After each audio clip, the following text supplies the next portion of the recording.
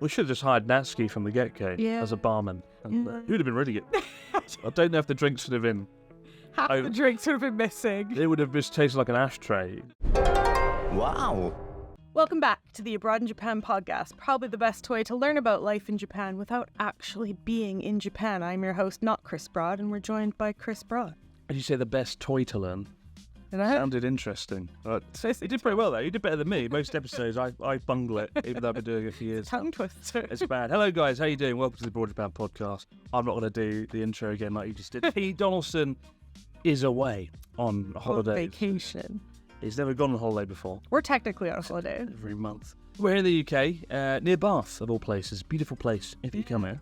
And today we're going to talk about various Japanese things. Ooh. Like, well, this week I'm releasing 101 Things to Do in Tokyo, a video that's taken like 3 months to produce. He's been working on this video night and day. I see comments like, why don't you put out more videos? Because he's working on the biggest video of all time. That's why. My God. I think it is the second biggest video we've released on Abroad in Japan. It must be. Save only for... Natsuki movie?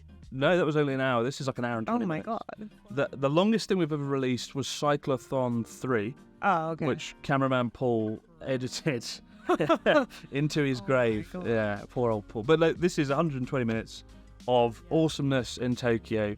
It's very good. I've watched it several times. And you were there for some of it. Yeah. We started off... We filmed Shimokitazawa together. Shimokitazawa. Which was cool, because I hadn't really explored Shimokitazawa much, and I'd heard lots of people saying it's really good. Kind of like Shibuya, but a little more adult. I feel like slightly older people hang out there, whereas Shibuya is more like teenagers. It's like the really hip place. Shimokitazawa is a little more chill, maybe. But it was really cool. I think Natsuki was very angry because Natsuki's in most of the video, comes around most of the places. The places, we'll lift off some of them in a minute, but the one Natsuki wanted to go to was... Oh, was it? The one you went to, Shimokitazawa, yeah. The timing didn't work out. Well, he got to go to a lot of cool places. He did, yeah. He liked Shimokitazawa because it's like the hipster... clothing vintage. It's really cool. Capsule, right? Yeah, so many vintage shops, so many cafes. We found a really cool, I don't want to spoil too much of the video. Spoil it. We found a really cool matcha shop. Very fancy. I loved it. The staff were so sweet. Matcha passports. Yeah, often when you go to these places that are like a little, like it felt a little touristy, like it was aimed at tourists. Often when you go there, the staff aren't as friendly. So they probably have to deal with lots of people day in, day out. But Florida as well. They were super kind, really friendly, and yeah, I really enjoyed it. Nice matcha, really good quality matcha, and a really cool shop. So that's probably my top recommendation in Phuket. Most people go to Shimokitazawa for thrift shopping. For shopping. And we went to a clothes shop called Baz Store. Baz Store. What does Baz mean? What is the ancient Japanese art of Baz? Baz, it might mean like bazu, like bazuru, to go viral or like be popular, but I don't know, honestly. There's probably no meaning to it. There's probably a bunch of letters jumbled together. Yeah. Like usual. We went in this place, Baz Store, and... they had some cool stuff. Yeah, but for a second-hand clothing store, you expect bargains, right? No, not in Japan. It's like more expensive than... New clothes. Uniqlo or... Yeah, way more. I think that one shirt you picked up was like 7,000 yen. What's that, like $50? For a used shirt? But all of them are coated in like interesting Japanese English, right? They are. What was the one about being fickle? There was one that was like, don't be fickle. I thought it said don't be pickle, which would have been better. Who wants to wear a shirt saying don't be fickle? Japanese people do. Very. I don't know what's going on. But so today we'll talk about where we went on 101 Things, where I recommend going, but of course check out the video as well after this podcast. Yes, please do, my God. Vindicate me for weeks of... Make it worth the torture. I mean, if we were smart, I would have just sat in a room going, and then we went here, and then we would go here, and then go here, and listed off like photos. Boring for 100 points. It would have been boring. But we actually went to all the points. Yeah, we did. We went to all of them, and... I think there's a bit of like 10% of the video is archive footage from certain places because I wasn't going to go and refilm Asakusa, Akihabara. Akihabara. I always screw that up and people hate me for that. Cringing at his pronunciation while I rewatch the video. Remember, it's Akihabara. Akihabara. Akihabara, not Akihabara. In Japan, you don't put an accent on a certain syllable, so give them all the same weight. Akihabara. It's a bad habit. It's a bad habit that I've failed to get rid of for the last 10 years. I don't know who you pick it up from, because we don't hang out with anybody who says it like I think it's more that is the sort of foreign way English way to say it. If you were to speak to somebody like here in England. But then where does the line begin and end? For example, I say in the video, 101 things to do in Tokyo. Well, really, 101 things to do in Tokyo. Tokyo. I mean, saying Tokyo and saying Tokyo are like, I feel like if you say Tokyo, that's fine. But if you're going like Tokyo, we're like, lots of people do that. 101 things to do in Tokyo. I should have done that the entire time. The most patronizing guide. The only one that I always say in like the English way is karaoke, because I feel like it's a totally different word. I always say Kobe instead of Kobe. Kobe beef. Kobe, not Kobe. Kobe. I get it all wrong. But anyway, we're on this like red casting couch for those of you that are listening in and not watching. It's the Sharla's new podcast. Velvet. On the casting couch with Sharla. Hello, welcome back. Sound a bit like our friend Quinlan. Yes, gonna say. But it's been it's a momentous week that we're not in Japan for. It's the 1 year anniversary of Lost Bar, actually. Isn't it? Is that this week? I feel like it was August. I mean, it opened in August. I think we just passed the 1 year anniversary, so we kind of celebrated before we came to England. It's whatever you want it to be, according to how I do things. But it's pretty much 1 year. Yeah, I mean, it's gone really well. Thank you to all of you that have visited. Thousands of awesome folks have turned up. It's been really fun. And we've opened like Mondays and Tuesdays as well, because until now it's only been open from Wednesday to Sunday. Yeah, Monday and Tuesdays were days off because we only had like one set of staff. But now that we've got a few more staff, we can space them out so that we can open up all 7 days of the week. It's actually really hard to find good bartenders in Tokyo, believe it or not. I was really surprised. There's lots of people that contacted us and wanted to work for us, but there's lots of weird visa rules around places that sell alcohol and like nightlife type spots. So you need to have a visa that's kind of like either you're married to somebody or you're here long term on some other kind of like visa. Yeah, we should have just hired Natsuki from the get-go as a barman. He would have been really good. I don't know if the drinks would have been... Half the drinks would have been missing. It would have just tasted like an ashtray. The cigarette would have fallen. But we found a really nice, awesome new bartender. Yeah, we got some really good bartenders. And now we're going 7 days a week. Waiting staff. We've got such a cool team. So if you guys are in Tokyo, come visit us at Lost. I hope you like the cocktails. We got some really fun cocktails on the menu. For autumn, we have my favorite scent of all time in the monthly cocktail. It's kinmokse. What the dickens is that? I always forget the word. It's like osmanthus or something in English. I've never had this. I've never had to say the word in English. It's a little orange flower that only blooms for about a week in Tokyo, in Japan. Oh, wow. In the autumn, and it smells amazing. So if you're in Japan in maybe like November and you smell a really good scent when you're walking around the streets, I swear everybody's gonna be like, "What's that? What's that coming from?" It's osmosis. It's the little orange flowers. They're on a big green bush. So only flowers. Only 1 week. Yeah, it sucks. It's like the sakura. You look forward to it all year, and then it's gone after about a week.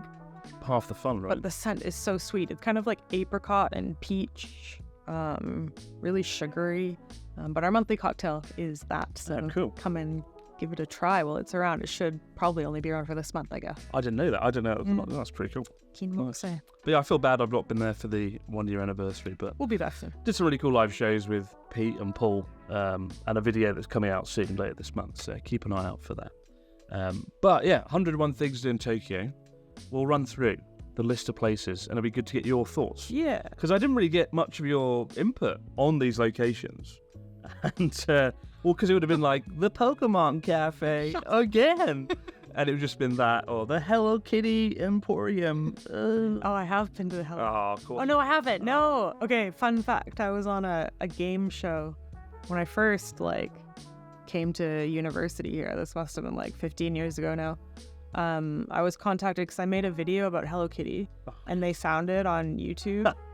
I did a room tour and I think I had a Hello Kitty doll in my room or something. I don't know. I was never actually super obsessed with Hello Kitty or anything. I think I just had a doll And the TV show contacted me and they're like, we noticed you like Hello Kitty. Do you want to be on our game show to find the top, like, obsessed Hello Kitty person in the world? So I was like, yeah, sure, why not? So I went on and we did a quiz. It was like see how fast you can answer the questions about Hello Kitty. And before going on, I just studied a bunch of facts about Hello Kitty. And they read out the questions in Japanese. All the other contestants were also foreigners. And nobody else spoke Japanese but me. Oh my God. So they read out the question and I would answer all of them before the translator had a chance to translate. Game was rigged from the start. It was so bad. So I won. What did you win? I got tickets to that Hello Kitty place. No, I thought you got to meet Hello Kitty. Puro Lands. Wow. But I never went. I got something else. I got a trophy. It was interesting. You used to go viral a lot for weird shit. Because I think in the early days of YouTube, there weren't that many foreigners speaking Japanese on YouTube, and you could do anything. Yeah. Like you ate some bread famously, and it was like, look, it's a girl who can eat bread. And that ice cream that looks like a condom. Yeah. Stuff like that. Yeah. YouTube was more fun back then. Can't do that now. Can't just pick up a piece of bread and eat it. Doesn't go down as well. It was a simple time. So the first place we went on our trip was Shimbashi. Yeah, I was really interested in watching that section because I haven't really explored Shimbashi much. It looks pretty cool. Well, it's known as like the business district. Some good stuff there though. Well, my pitch for it is it's not really aimed at tourists. It's like a normal business district. But there's a really cool building called the New Shimbashi building. Yeah, that looks really nice. I think it was built late 60s, early 70s. And it's just like it's been left as it was the day it opened. That's awesome. And we went to this really cool place called the Kisafuji Cafe. Yeah. Which is a little cafe in the basement. It's all right. It's nothing special. I always feel like cool though. I feel like it might not have been a good idea starting the entire video on this place. I think it looked really nice. It's cool, but like, tell us what you guys think. Well, I think it looked pretty neat. The entire wall of the cafe has this beautiful like picture of Fuji. Yeah, reminds me of the bar. It reminds me of like a Japanese bathhouse almost. Yeah, center. The atmosphere is really cool. The drinks were like, I got a cola float. Looked good. Can't mess up a cola float. But Natsuki got like this pile of chicken and rice. Yeah. But it was like, you needed a microscope, an electron microscope to see the fucking chicken. and Natsuki like, chicken, doko, where is it? And he would like to sift through the rice to find like a tiny morsel. This I know. It was cool. It's a vibe. It's a vibe. It's a disappointing vibe. It's a cool place, and I worried they're going to get an influx of foreign tourists now, and they'll be like, "Why? What's going on? What's going on? Where have you come from?" And all the reviews going to be like, "There was no chicken in my chicken and rice. What is this place?" But just remember, it's like the 60s. In the 60s, there was no chicken. It's like stepping back into the 60s for sure. And then we went to Odaiba. Yeah. City of the future. Cool. Lots going on there. I've been there a lot.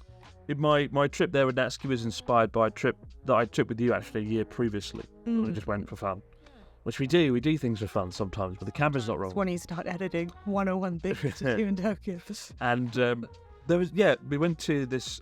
There's a really cool, another Showa era kind of. Yeah, I love that place. It's in like a big shopping mall in front of the Fuji television building. The really cool building with the big sphere on it. Yeah. And inside there's a Showa era street themed like the 1960s, and they've just built a museum with lots of relics and items. And Natsuki was actually climbing on them. Are you allowed to get on? I don't know. I hope so, because otherwise. I mean, I feel like if you weren't, there would be a big sign there. Japan loves signs, so if you weren't allowed to get on the motorbike, he did get on the motorbike. There'd be a huge sign telling you. It was a pretty epic motorbike though, and he got fully into riding that motorbike, and but a really cool place. And it's kind of cool, twinning the new Shimbashi building from the 1960s with this 1960s museum. And you get there by taking the monorail, right? The Yuri-Kamome line. You're doing it again. What? Yuri-Kamome line. Yuri-Kamome, the Akihabara in Tokyo. Yeah, the monorail is so cool. I actually was sponsored by them a long time ago. What? And they let me ride it all by myself. What? I was with Michaela, and we sat at the front of the train and just felt like we were on a roller coaster, all to ourselves. We got to go on the whole monorail. That was really cool. There's a fact about everything that you've done. Yeah. You've done more than you. You were there when they built the new Shimbashi building. You were there to oversee the construction. But it's really cool. It's worth just riding the train for the sake of riding it. Even if you're not like going to Odaiba, just like get on and ride it. The views are so cool, and you feel like you're on a roller coaster. Get to the front of the train so you get like the panoramic view. There's really big windows. And... Yeah, because it's driverless. It's got this kind of you feel like the driver. Vibe. But it goes like the views from the Rainbow Bridge. It goes over the Rainbow Bridge, and then you get this incredible view of the Tokyo skyline. So it really is an attraction in its own right, as opposed to just a form of transport. Yeah. And then we went to the Midai Museum, which is... I've never been there. That's where you saw the little seal robot. Seal called Paro. It looked really cute. There's a seal that's designed to like be therapeutic, and you stroke it, and its eyes light up, and it's like, wow. I don't know. I feel like it's just like a. I feel like you probably can't buy it, and they never really released it. And then we went to Small World to Tokyo. I love that place. You know and love. So we made little dolls of ourselves there. We stood in like a 3D scanning machine, and they printed out little dolls of us, so we placed them in the dioramas. That was really Chris cool. said they got rid of us. And then they got rid of the entire Not there anymore. city of Tokyo in the diorama. The Small World Tokyo is a 1/80th diorama of the entire city. Yeah. Essentially, lots of cool different things. And they got rid of our section where we had like paid lots of money to be little figurines. Buy a British car or something, and gone. So thanks, Small World. I hope they put it back. I hope it's just they're renovating it. It's a bit cheeky, isn't it? You pay like money. Were in British World. I was in the giant cat section. There was a section with like massive giant cats. I was in there. But it's pretty weird that you'd pay like $50 to be like, I'm gonna be in the Small World. Exhibit. And they're like, yeah, you'll be there forever. After a year. And then he's get chucked in the bin. We of course went to everyone's favourite. What's it called? The one with the lights. The light. Gundam. No, the one with the bloody light show. Art. Team Lab. Team Labs, yes. The most popular attraction in Tokyo, I think. It's cool. I feel like it's worth the hype. It's extremely touristy. Always has really long lines, but it's really awesome. I prefer the non-water one. Actually, I agree exactly with what you said in the video. So there's two. There's Team Lab Planets and Team Labs Borderless. Borderless is bigger. In central sort of Tokyo. It's a bit bigger. Actually, I don't know if it is bigger, but the other one, bigger. Planets, it has the coolest thing was where you take off your shoes and socks and waddle. Yeah, make sure you don't wear pants, because the water comes. You can roll them up. I think Natsuki's got wet, but depends what you're wearing. You walk in the dark through the water, like a lake and a waterfall, and it feels like a health and safety nightmare waiting to unravel.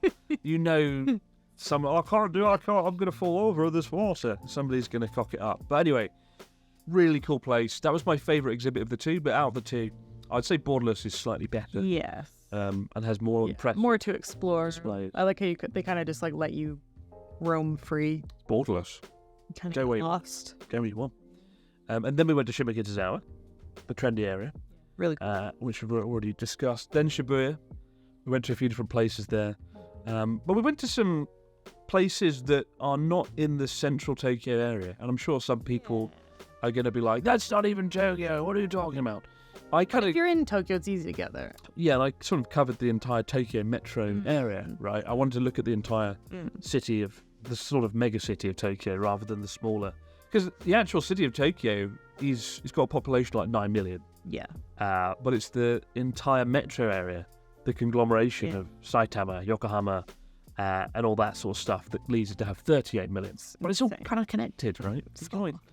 It's a lot of people. How was Kawagoe? I've never been there. So Kawagoe is somewhere people have been asking me to go for a long time. Yeah, same. It's known as Little Edo, and it's a series of streets with architecture from sort of the 18th, 19th centuries. So kind of like Takayama.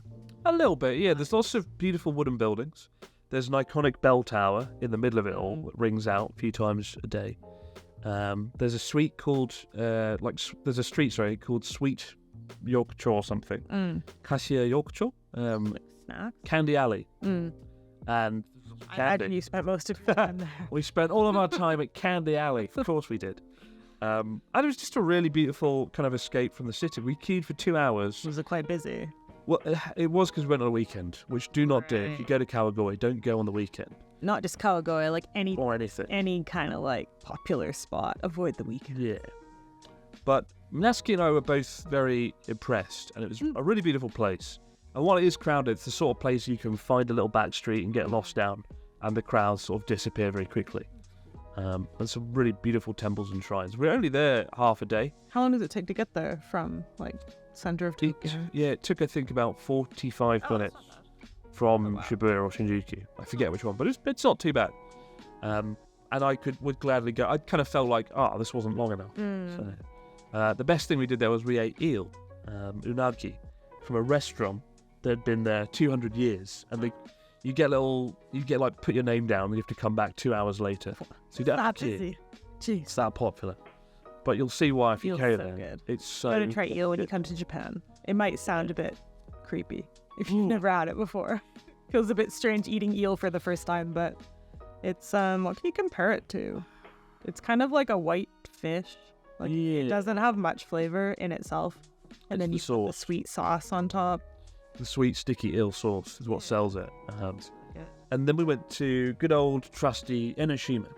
Enoshima. I've never What, really? I've seen it from a boat. You saw, yes. How could we forget? Sharla got some sort of sponsor tour once to do the coastline. That was so bad. The coastline around It Enoshima. sounded so good on paper. And some of the views were nice, but one of these tours where you like sit on a bus. And I remember they took us to like the most amazing beach in Kamakura. And there was just a JCB digger like tearing away at it. 10 diggers on the beach. I was just like, And then my job was like to take really nice photos and post them on Instagram. And I could not find a single angle without a digger in the background. There was no beach to take a photo of. And the best bit was we got on a boat ride from Kamakura. And it was like, okay, yeah, it's getting good now. And we started to get towards Enoshima. And we were just off the coast of the island, and people on the island having fun. We're all excited. And we were like, oh, cool, is the boat docking? They were like, no. No. And then the boat turned around and went Just back. looking at the island and going back. But we did go to Michael Jackson's favourite restaurant. Apparently. There's His a little favorite burger restaurant. There is absolutely no way Michael Jackson went there. It's in the middle of nowhere. The burger was very mediocre. Yeah. It's this weird, it's just this hotel on like a cliffside. And they did burgers and they kept going on about it was Michael Jackson's favourite burger. They would not. Had he really been stop. there? Did Michael Jackson take some time out? It's like that ice cream in Daikanyama that's like, who is it? Is it John Lennon. Harrison? John Lennon's Lennon. favourite ice John cream. Lennon's favourite ice cream. Oh, God. I love it that a celebrity goes somewhere very briefly. It's like, it's their favourite ice cream. It's their favourite burgers. Michael Jackson. Ridiculous. But yeah, I've never been on Enoshima. I've been close. It's really cool. This was I've been to Enoshima a few times, but this was the first time I actually sunk my teeth into it. No, It sounds wrong. Like Michael Jackson to a burger. Oh, God. Oh, dear. It's not that large, right? No, it's deceptively big, actually, because there's a cave around the back of it. Oh, that's cool. The star attraction is you've got the street, the Nakamise kind of street in the middle as you arrive, and it's got lots of shops and things. There's like a big rice cracker the size of the fucking squid. party balloon. Squid. And you get it either as squid or as like octopus. You can choose. Those always creep me out. It was okay. It was big. Fishy.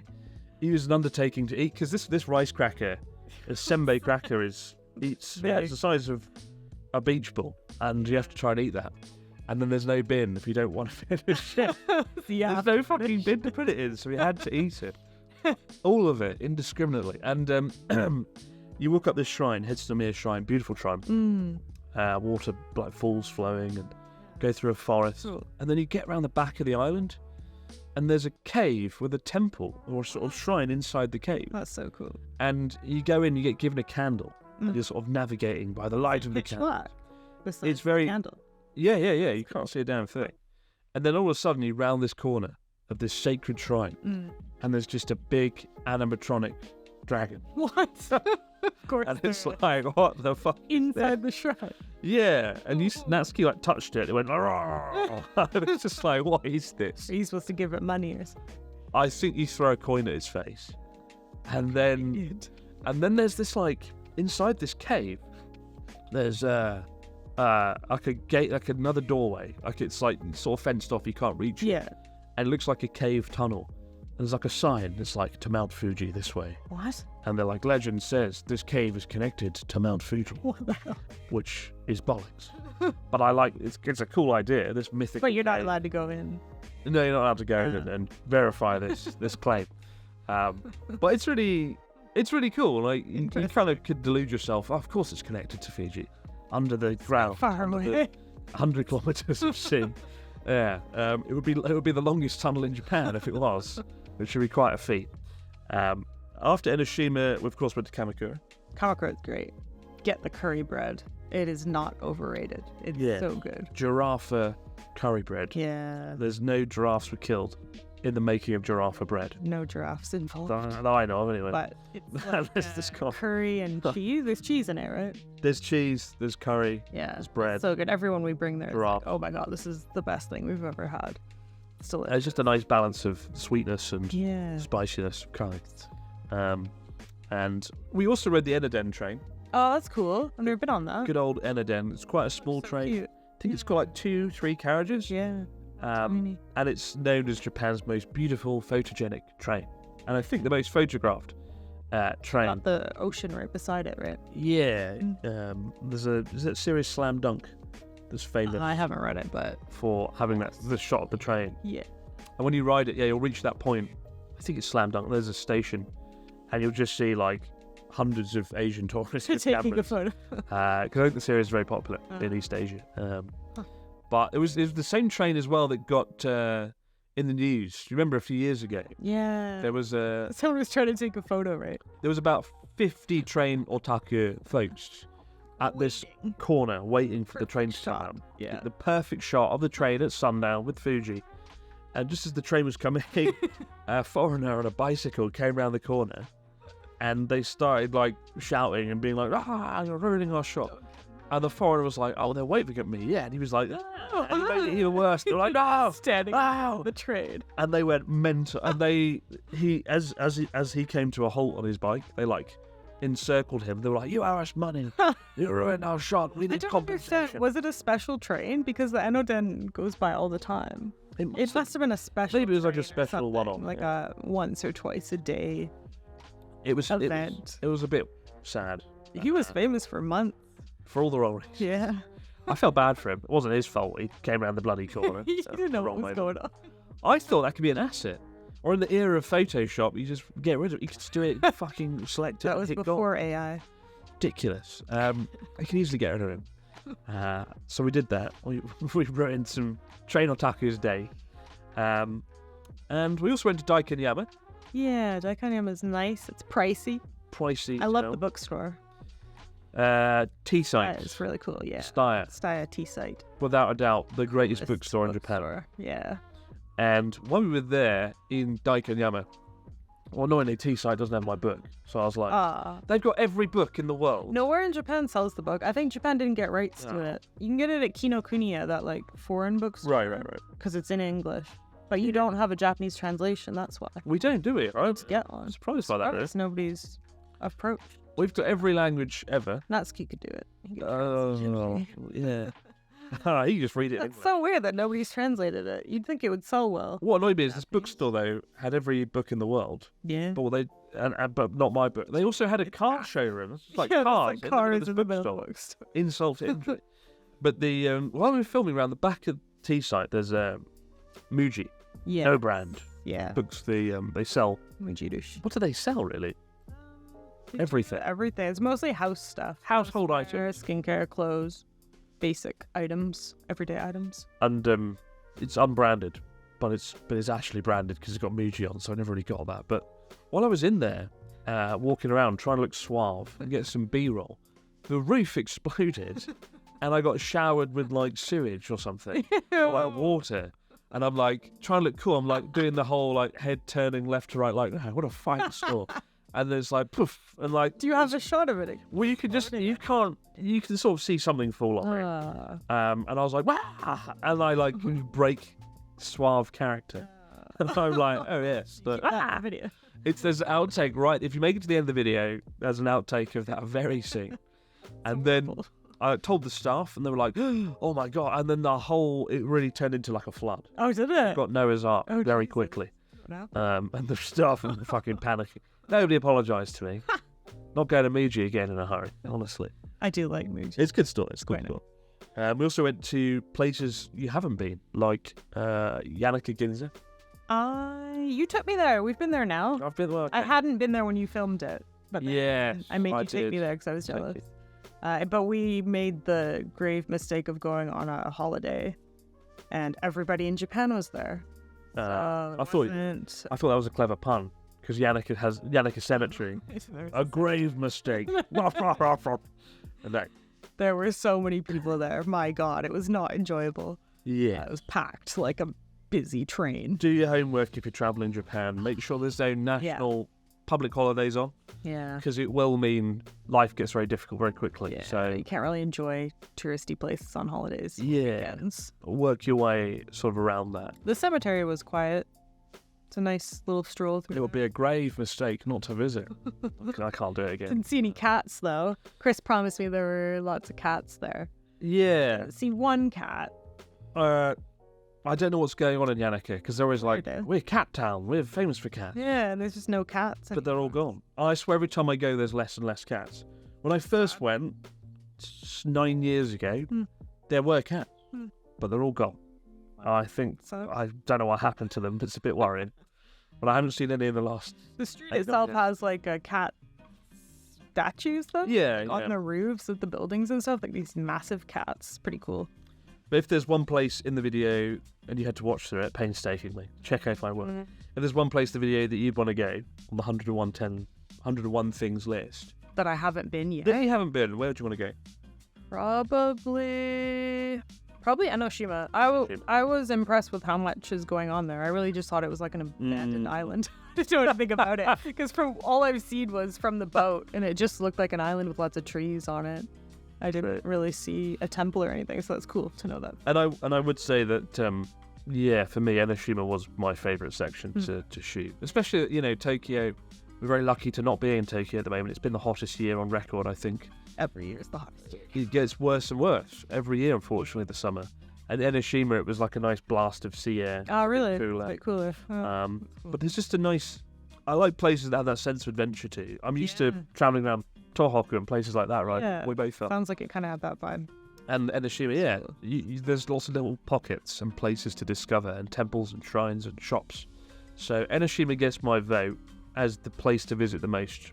The place that I'd recommend the most to go in that video. But of course, we hit up all the popular spots. Asakusa, Ueno, Yanaka, Akihabara.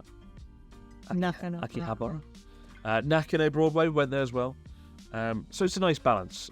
So do check it out, guys. It genuinely covers everything, so hopefully it's useful. Absolutely. For your next Tokyo trip. But time to go and get more coffee. Yes. I need my morning tea.